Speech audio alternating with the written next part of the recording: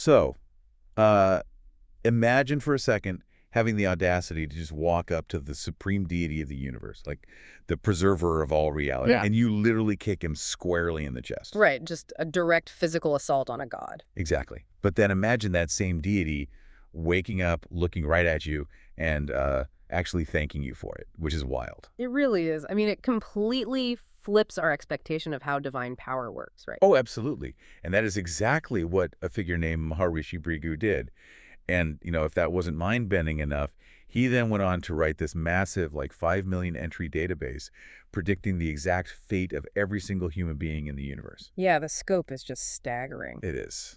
So, welcome to the deep dive. Today, our mission is to explore the life and the incredible legacy of this guy, Maharishi Bhrigu. We are pulling from some really fascinating sources today. Yes, we have excerpts from Idias Reid's Sanatan History, and we're looking at mythological breakdowns from Vedic Shala and Tilak. Right. And crucially, we also have an actual, highly detailed translation of the legendary Bhrigu Samhita by Dr. T.M. Rao. So we are going to trace Bhrigu's journey from being this, like, cosmic auditor testing the Hindu trinity all the way to creating the ultimate astrological encyclopedia. And then we'll actually decode the specific, wildly detailed predictions he laid out for people born under the Aries ascendant. It's a phenomenal narrative to unpack. Yeah, it really is. Because, before we can understand why his astrological predictions are considered absolute, we have to understand his authority. Like, how does someone become the ultimate judge of character in the universe? Well, according to the ancient texts, specifically the Puranas, Bhrigu is not just some mortal man who stumbled into wisdom. He is the mind-born son of Lord Brahma. Mind-born. So Brahma just, thought about him and he existed. Literally, yes. Brahma, who is the creator deity, visualized him. He just wished him into existence to help with the massive, logistical undertaking of creating and populating the entire universe. Wow. I mean, that sets a pretty high bar for your resume. He's essentially a foundational pillar of reality. Exactly. He holds this massive status. He is one of the revered Saptarishis. And those are the 7 great sages, right? The 7 sages who basically guide the cosmic order. And to add to his complex lineage, Bhrigu is also the father of Shukracharya. Oh, wait, Shukracharya, the guru of the Asuras. The very same, the guru to the cosmic adversaries of the Devas. So, Bhrigu's influence is just woven into every single faction and layer of the Vedic universe. Okay, so I'm trying to picture the setting for this legendary audit we mentioned. The sources describe a time when all these great sages, including one named Kautas, they gather on the banks of the Saraswati River. Yeah, they're performing a massive yashna, which is a great fire ritual. Right, a deeply sacred event. But during this ritual, a huge theological debate breaks out that basically threatens to derail the whole thing. Yeah, it centers around a seemingly simple but incredibly dangerous question. Who among the Trimurti is the supreme deity? The Trimurti being the Hindu trinity, so Brahma the creator, Shiva the destroyer, and Vishnu the preserver. Exactly. The sages are trying to determine who is the most worthy of their ultimate worship. And specifically, they're looking for the deity who is Trigonatit. Right. Trigonatit. I know that's a heavily loaded philosophical term. What does it actually mean, to pass that specific test? Well, to understand Trigonatit, you really have to understand the 3 gunas. In Vedic philosophy, every single thing in the universe is made up of 3 qualities, or gunas. Okay, break those down for me. Sure. So first there is sattva, which is goodness, balance, purity. Then there is rajas, which is passion, ego, and intense activity. And the third one? The third is tamas. That is darkness, destruction, lethargy. So to be Trigonatit, you have to be entirely beyond all 3 of those attributes. Oh, wow. So completely free from ego and attachment. Right. You have to be free from the emotional volatility that basically governs all living beings. So they are looking for the deity who basically won't snap under pressure. And instigating this whole process is Narada Muni. Oh, yes.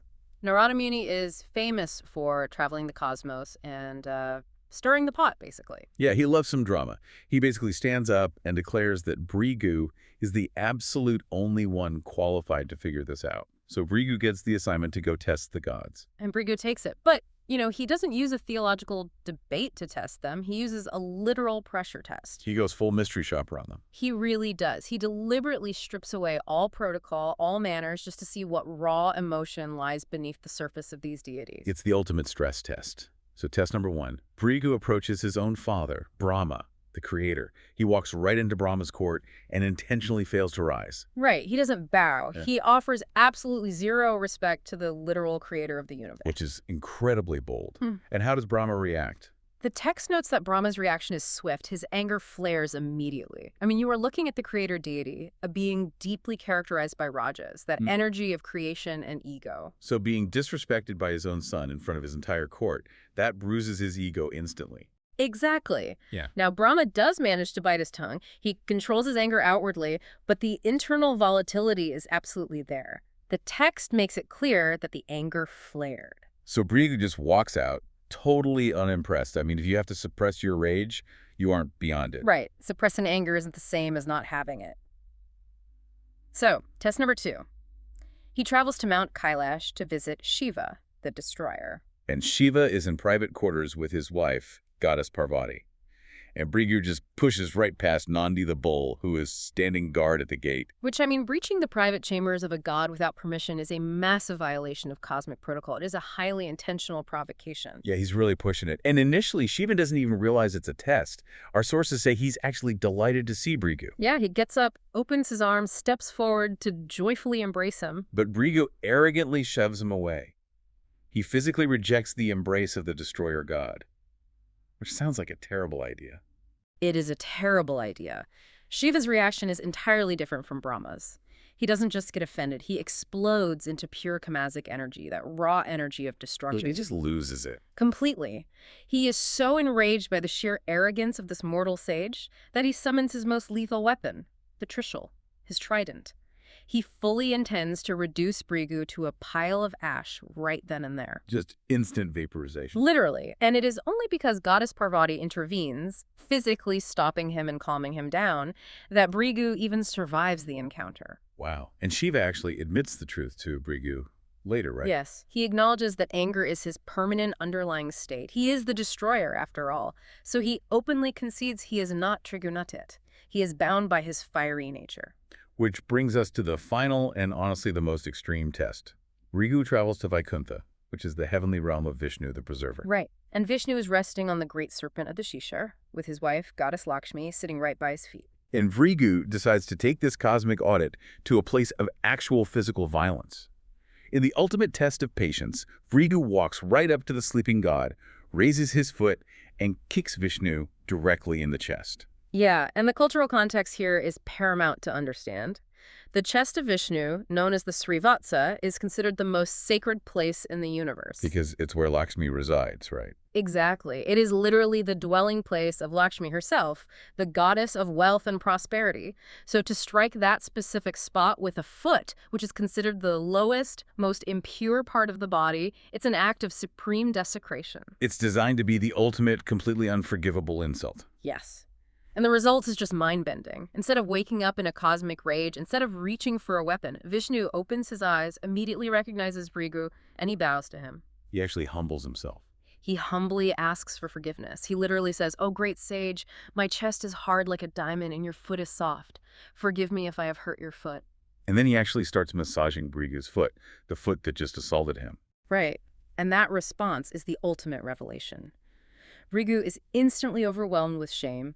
He realizes the absolute depth of the spiritual perfection he has just witnessed. So he goes back to the sages at the riverbank and declares Vishnu the supreme deity. Exactly. Because Vishnu possessed ultimate power, yet he responded to a physical assault with absolute humility and deep concern for the aggressor. It's such a brilliant methodology. I mean, you don't find out who someone really is when you flatter them.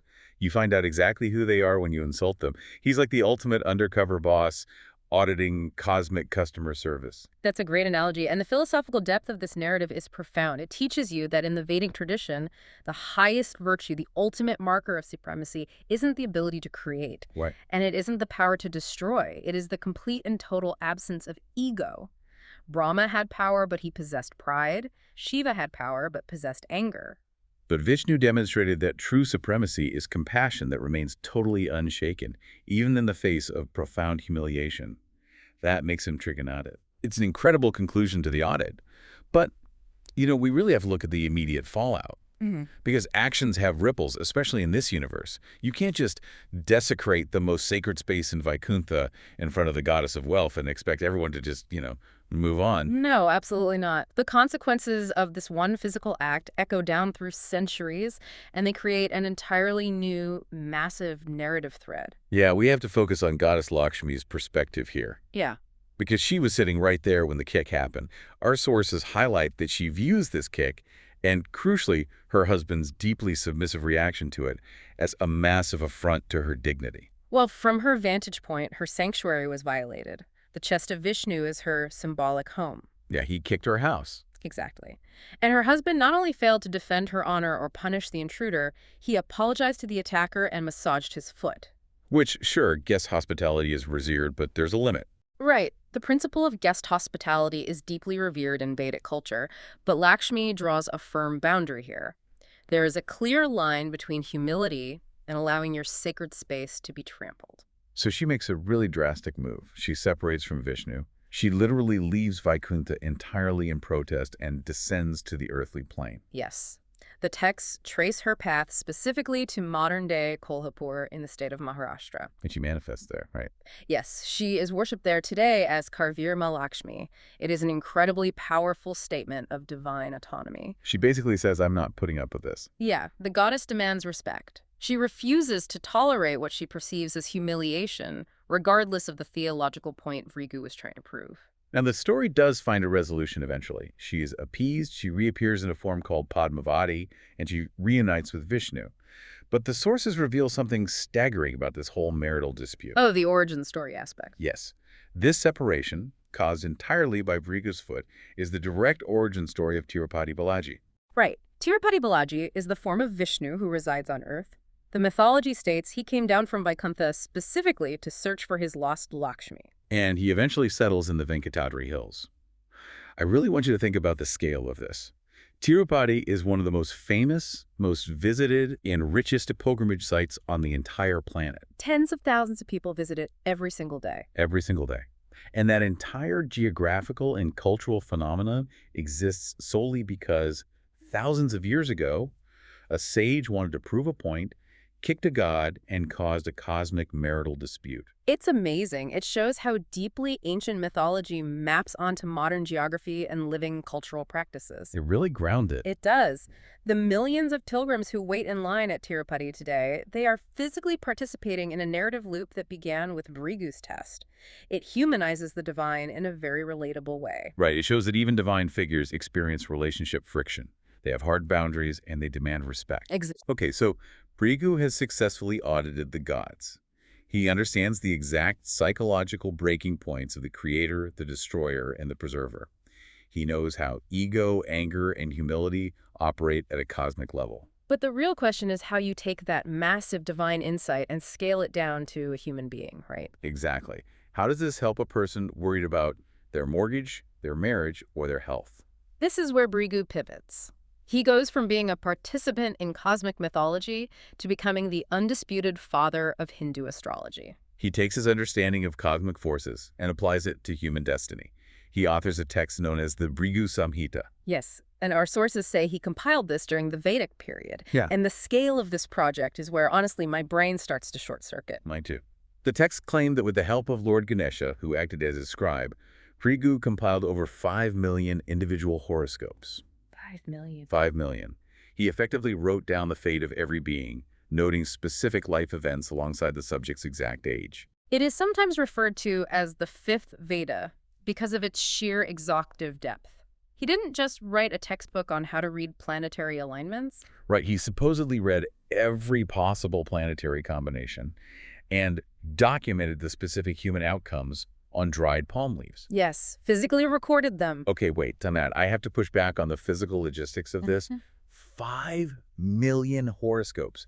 I mean, even if he analyzed and dictated one horoscope every single minute without ever sleeping, eating, or taking a break, that would take nearly 10 solid years of non-stop dictation. The math is definitely daunting. And he's writing highly detailed life predictions, remedies, and past life karma on brittle palm leaves. Yeah. How does the tradition even attempt to explain the physical reality of this? Well, you are hitting on the exact point where history transitions into mysticism.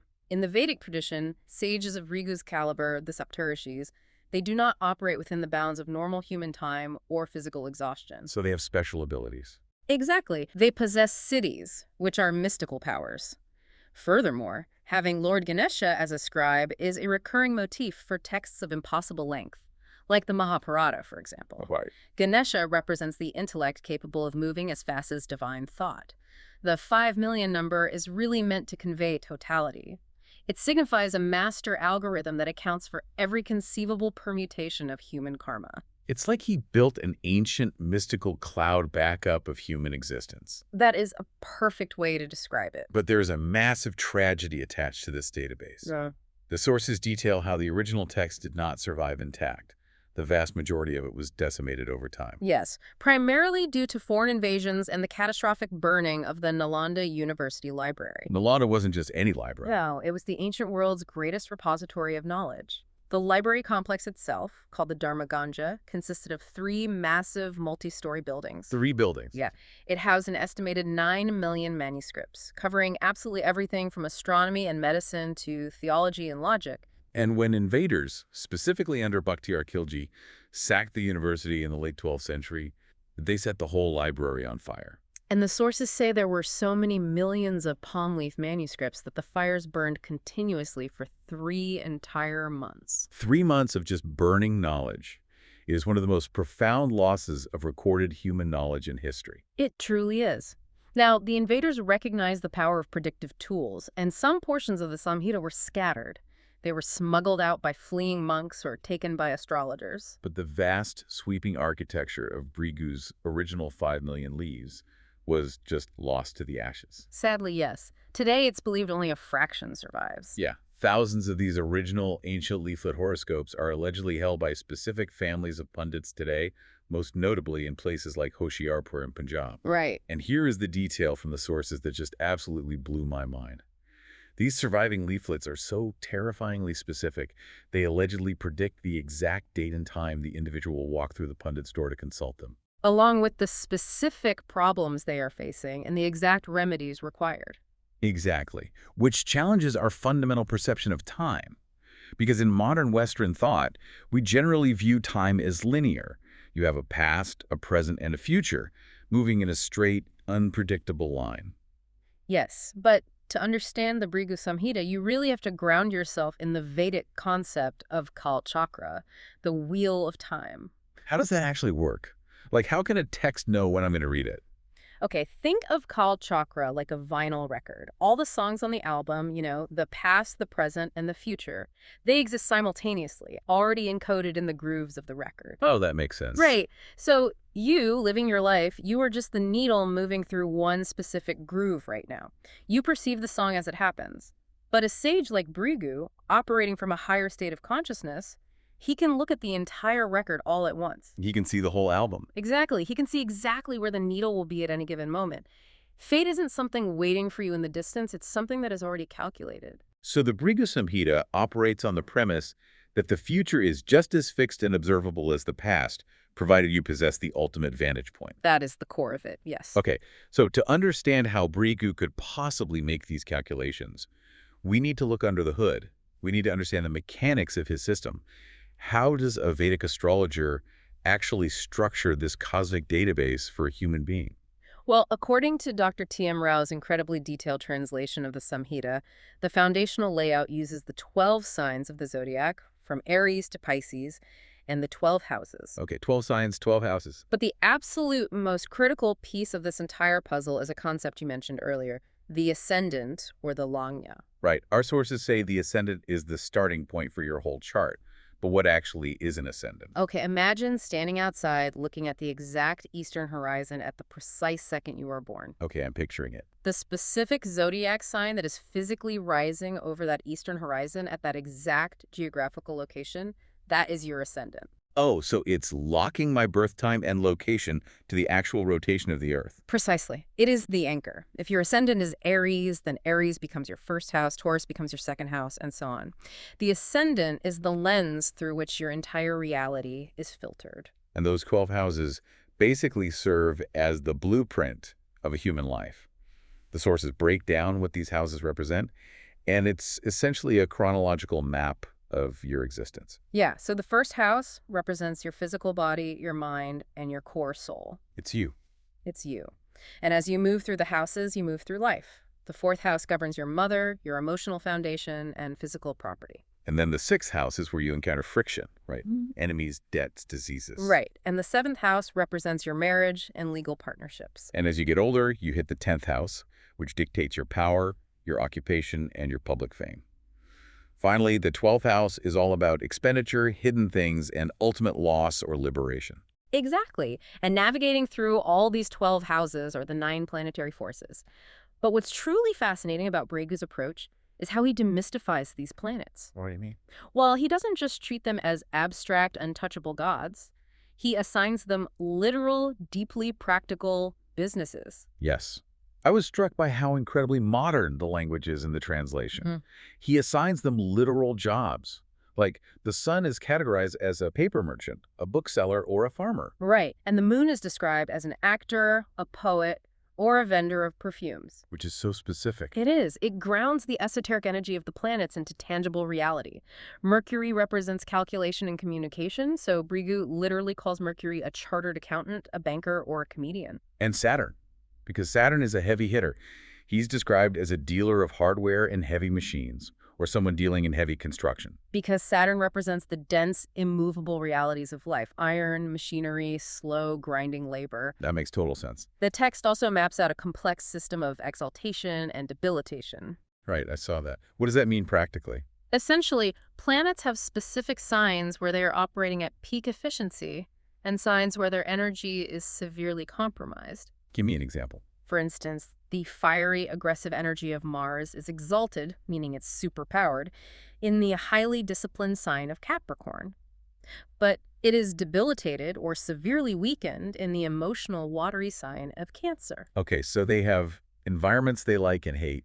The sources also detail the planetary factions. It's essentially cosmic gang warfare. It really is. You have the Deva planets, so the Sun, Moon, Mars, and Jupiter. They all cooperate with each other. Then you have the Daitya, or demon planets, which are Venus, Saturn, Rahu, and Ketu. Right, and they are the enemies of the divas. And right in the middle, you have Mercury, playing the neutral diplomat, trying to be friends with everyone. Yeah, it creates a highly dynamic, inherently conflicted map. No one has a perfectly smooth chart because these factions are constantly aspecting and fighting each other within those 12 houses. But here is the part of Brigu's methodology that I found just brilliant. It's a built-in fail-safe mechanism. Because this entire system is based on the exact minute of your birth to calculate that rising eastern horizon. Yes, Lanya. Right. What happens if the hospital clock was wrong? What if a mother's memory is off by 40 minutes? In a system this precise, a wrong ascendant means the entire reading is invalid. Oh, absolutely. It's the equivalent of having the wrong password to a highly encrypted file. You will just get total gibberish. Exactly. So Bhrigu built a troubleshooting process directly into the text.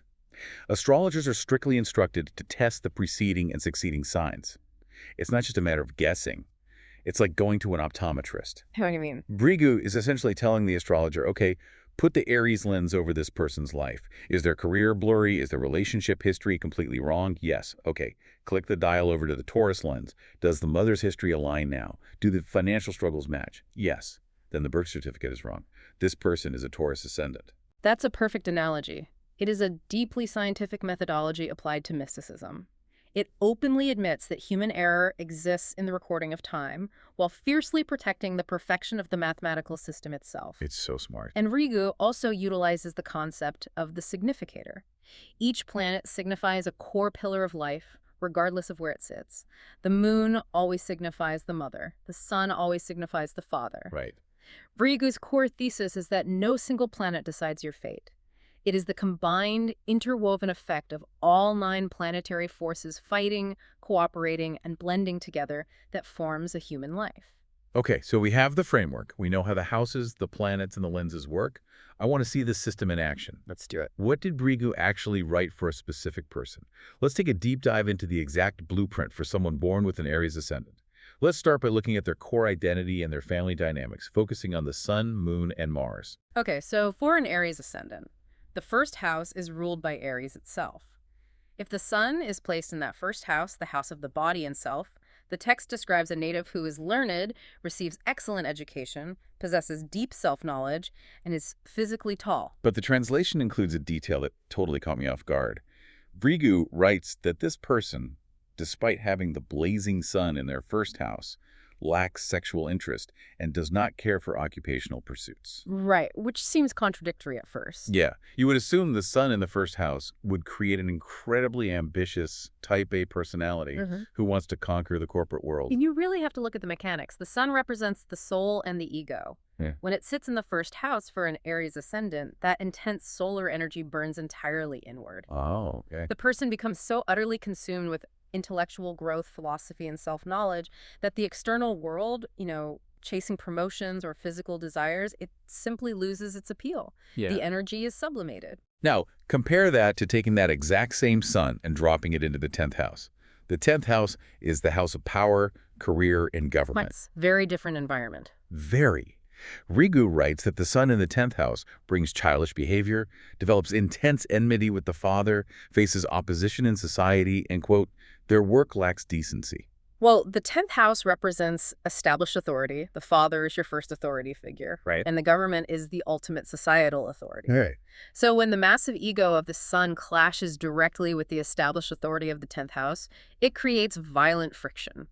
The person refuses to conform, they rebel against their father, they flout societal norms, which leads to work that is deemed indecent by polite society. Okay, let's shift to the emotional foundation, the moon. The moon represents the mother, the mind, and the emotions. If an Aries ascendant has their moon in the 4th house, which is its natural home governing land and mother, Bhrigu says this person gets immense motherly affection. Yeah, they are carefree, they easily acquire land and property. But interestingly, they consider their mother superior to their father. Mechanically, the lunar influence is completely dominating the domestic sphere here. The emotional security provided by the mother is so absolute, so overpowering, that it completely eclipses the solar paternal influence in the child's mind. Wow. But if you take that moon and move it just a few spaces over into the 8th house, the entire life collapses. Oh, the 8th house? Yeah, the 8th house is the house of death, secrets, and sudden loss. Bhrigu says this person loses their mother early in life, they become narrow-minded, they suffer chronic stomach troubles, and they face severe penury and poverty. The 8th house operates basically like a black hole. Whatever planet you drop into, it gets swallowed. So the emotional foundation, represented by the moon, is destroyed early on. And without that emotional security, the mind contracts, hence the narrow-mindedness. Exactly. And the chronic stomach troubles are the physical manifestation of deep, unprocessed anxiety and grief. Let's talk about the boss of this chart, Mars. Mars is the ruling planet of Aries, so wherever Mars goes, the core energy of this person follows. Right, it's the steering wheel. If Mars is in the 1st house, Bhrigu says the person is famous, has great physical strength, and possesses spiritual powers. However, they lack happiness from a wife and are inherently deeply restless. Because Mars is pure, unadulterated kinetic energy. It is the warrior. When the warrior sits in the 1st house of the physical body, you get incredible stamina and strength. But a warrior's energy does not lend itself to domestic tranquility. No, a warrior needs a war. If there's no war, they become restless, which obviously destroys the peace of a marriage. This next placement is the one that really stopped me in my tracks. What happens if the ruling planet Mars is placed in that black hole of the 8th house? This is a heavy one. Bhrigu writes that the person is prematurely aged with a lean body. And then he includes this incredibly specific detail. They gain heavily by giving the power of life to others with pride, or even, quote, putting an end to self-identity. Yes. I read that, and it sounds like Bhrigu's describing extreme psychological ego death, or maybe someone joining a radical monastic order and completely erasing who they used to be. It is a stunning psychological insight. Let's break down the mechanics of it. Mars is fire and forward motion. The 8th house is the dark, hidden realm of secrets, death, and profound transformation. Oh, wait. When you trap pure fire inside a sealed box, it consumes all the oxygen. That kinetic energy can't express itself outwardly, so it turns viciously inward. It literally burns up the physical vitality of the body, leading to premature aging. That is terrifying. But psychologically, that inward fire initiates a profound transformation. Putting an end to self-identity is the ultimate martial act of the eighth house. It's using your own warrior courage to systematically dismantle and destroy your own ego. It's unbelievable that a text thousands of years old is mapping out the exact mechanics of ego dissolution. It really bridges psychology and mysticism. Let's move beyond the core family and look at how the Aries ascendant operates when it comes to intellect, wealth, and worldly pleasures. We need to look at Mercury, Jupiter, and Venus. Let's start with Mercury, which governs calculation, intellect, and speech. If Mercury is placed in the third house, which is the house of courage and siblings, the text describes an intelligent perfectionist who is highly influential and easily conquers their enemies through sharp strategy. But if Mercury falls into the 12th house, the house of ultimate loss and expenditure, Bhrigu says the person lacks sibling affection, is constantly worried about growing expenditure, becomes incredibly miserly, but also possesses occult power. Yeah, that occult detail. I really have to pause here because it keeps coming up. Why does financial loss and isolation in the 12th house trigger occult abilities? How does losing your money make you a mystic? If you look closely at the underlying philosophy of the Samhita, the mechanics make perfect sense. Mercury is raw intellectual energy. It needs something to analyze. Okay, and the 12th house strips away material connections. Exactly. It dissolves your wealth, your worldly comforts, and your sibling relationships. When a highly intellectual mind loses its attachment to the physical, material world, that analytical energy doesn't just vanish. It has to go somewhere. Oh, I see. It sublimates. It channels into analyzing the unseen realms, the hidden mysteries, the occult. The miserliness is just the ego's desperate physical attempt to control the material loss, while the occult power is the intellect successfully expanding into the spiritual void. That perfectly explains the causality. It's basically the law of conservation of energy applied to the human mind. That's a great way to put it. Now let's look at Jupiter. Jupiter is known as the Great Benefic, the planet of wisdom, expansion, and luck. If an Aries ascendant has Jupiter in the first house, you get the classic golden child. Handsome, well-educated, kind-hearted, and possessing great foresight. Yeah, Jupiter in the first house blesses the entire personality with grace and moral clarity. But if you drop that same Jupiter into the 6th house, the house of enemies, debts, and disease, Bhrigu says the native becomes irreligious, suffers a loss of fame, is not a dutiful son, but is incredibly clever in controlling their enemies. Well, the mechanics of the 6th house completely warp Jupiter's natural energy. Jupiter is wisdom. In the house of conflict, that broad philosophical wisdom is narrowed and weaponized into tactical, cutthroat cleverness. They become a strategist. Yes. They lose their moral high ground, hence becoming irreligious and a poor son because their entire intellectual capacity is consumed by outmaneuvering their adversaries. Now for Venus, the planet of love, luxury, and material attachment, if an Aries ascendant has Venus in the 7th house, which is the house of marriage and partnerships, it sounds like hitting the cosmic lottery. It really does. Bhrigu literally says they get a beautiful wife, a rich father-in-law, they're highly respected in society, and they enjoy sexual and material pleasures to the absolute maximum. Venus is the natural ruler of the 7th house in the broader zodiac, so it is operating at absolute peak efficiency here. It brings pure, unadulterated material and sensual abundance. But take that exact same Venus and move it to the 12th house of loss, and it becomes a complete disaster. Bhrigu says they spend heavily specifically for sexual pleasures, they lose their accumulated wealth, they have constant quarrels, and they live in fear of their enemies. Why does it flip so violently? Think about the mechanics we discussed earlier. The 12th house is the realm of dissolution. Venus is the planet of material attachment. So attachment meets dissolution. Exactly. When you drop the planet of material attachment into the house of absolute loss, the energy becomes a frantic black hole. The person literally tries to buy their way out of the void. They're throwing money at an empty space. Right. The luxury of Venus turns into uncontrolled, desperate expenditure on hidden vices, which inevitably drains their wealth and creates enemies. Wow. Every life has its shadow side, and Bhrigu pulls no punches when describing the harsh karmic lessons of this chart. We need to talk about the taskmasters, Saturn, Rahu, and Ketu. Let's start with Saturn, the strict teacher. Saturn is the planet of restriction, delay, iron, and grinding hard work. If it sits in the first house, Bhrigu describes a person who is unattractive, highly dependent on others, a bit lazy, and has to work incredibly hard for every single cent they earn. It sounds like a pretty brutal existence. But what if Saturn is placed in the 8th house, that black hole we talked about earlier? Bhrigu says this person lives entirely alone, is intellectually worried, arrogant, but works incredibly hard for foreign collaboration. This placement highlights Brigu's profound psychological depth. Saturn in the first house doesn't just dictate that you will be poor, it dictates that your fundamental character is forged through the painful humiliation of dependency. And the realization that nothing is handed to you. Exactly. The laziness Bhrigu mentions isn't a lack of desire. It is a psychological defense mechanism. It is the mind basically shutting down against the overwhelming, crushing burden of the work required just to survive. And in the 8th house.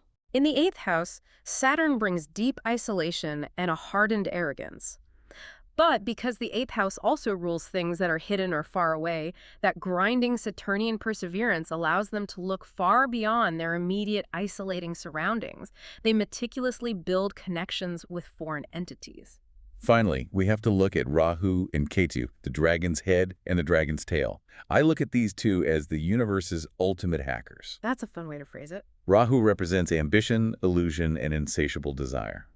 If Rahu is in the first house, Bhrigu says the person is incredibly popular and courageous, but they have a diseased face and are highly secretive. Well, Rahu is the master of the facade. It grants massive public popularity, but because it is inherently a shadow planet, there is always a hidden flaw, a secret toxicity, which is physically represented by the diseased face. Now, if you put Rahu in the 11th house, which is the house of income and gains, Bhrigu writes that they make massive financial gains, but they use secret and unauthorized methods to achieve their ends. So this is essentially the guy on Wall Street who discovers a highly illegal loophole in the trading algorithm.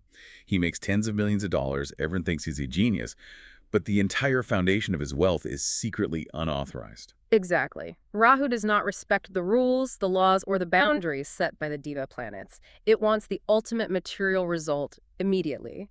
And it doesn't care what moral or legal codes it has to break to get there. And then there is Ketu, the exact opposite of Rahu. Ketu is the force of total detachment, spiritual liberation, and absolute chaos. If Ketu is in the first house, Bhrigu says the native is restless, weak, lacks self-confidence, and may experience a fatal stroke of physical pain, but they possess profound, unshakable patience. Where Rahu desperately wants to acquire, Ketu aggressively wants to let go. In the first house, Ketu attacks the physical body and the ego. It brings sudden chaotic pain or chronic weakness. But there's a spiritual byproduct. Yes, the spiritual byproduct of surviving that relentless physical and egotistical suffering is immense transcendent patience. And if Ketu is placed in the 6th house of enemies, Bhrigu says they are incredibly brave, they completely conquer sudden enemies, but they commit sins. The chaotic, unpredictable energy of Ketu allows them to utterly destroy their foes in ways no one expects. But because Ketu operates outside the bounds of traditional morality, they incur heavy karmic debt, or sins, in the process of that victory. It is a perfect demonstration of how meticulously this system balances cause and effect, psychological drive, and material reality. It really is a breathtakingly comprehensive framework for understanding the human condition, mapped out against the stars and recorded on palm leaves. Take a second to process the sheer scope of the journey we've taken today. We started on the banks of a river with an audacious sage, Maharishi Bhrigu, testing the egos of the supreme creator, destroyer, and preserver with a swift kick to the chest. Yeah, quite the opening act. We saw how the fallout of that single physical action led to a cosmic divorce, a goddess descending to earth, and the creation of the Tirupati Temple, one of the wealthiest and most visited pilgrimage sites in the modern world. And then we zoomed in from the macrocosm of divine politics to the absolute microcosm of human existence. We decoded the hyper-specific mechanics of a 5 million entry database. We look at how planets act as lenses and weights, pulling on the psychological levers of an Aries ascendant, turning intellectual loss into occult power, and martial energy into ego death. It is a stunning testament to the ancient belief that the massive gears of the cosmos and the tiny gears of the human mind are fundamentally mechanically connected. I want to leave you with one final provocative thought to mull over. We talked about how the Bhrigu Samhita operates on the premise of the Kal Chakra, the closed loop of time.